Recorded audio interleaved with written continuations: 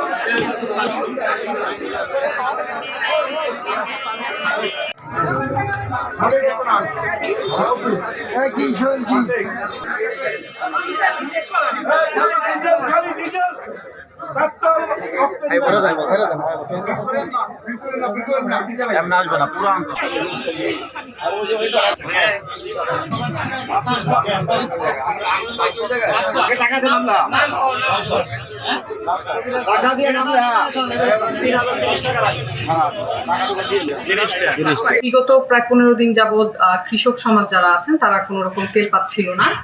আমাদের কাছে গোপন সংবাদ এসেছিল যে কিছু অসাধু ব্যবসায়ী তারা ডিজেল বিভিন্ন জায়গায় বাড়িতে এবং দোকানে মজুত করে রেখেছে, যখন দাম বাড়বে তখন সেই বাড়তির দামে বিক্রি করে লাভবান হওয়ার আশায়।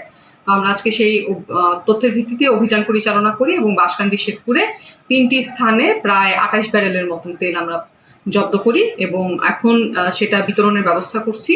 যারা কৃষক আছেন এবং যারা বিভিন্ন কলকারখানার কাজে নিয়োজিত আছেন শুধুমাত্র তাদেরকে আমরা প্রায়োরিটি বেসিসে অর্থের বিনিময়ে সেই তেলটা বিক্রয় করে দিচ্ছি এবং সেই বিক্রয়লব্ধ অর্থটা আমরা ব্যাংকিং আওয়ারে যখন হবে তখন আমরা সেটা বাজেয়াপ্ত হিসেবে সরকারি টাকা হিসেবে সেটা আমরা সরকারি কোষাগারে জমা দিয়ে দিচ্ছি।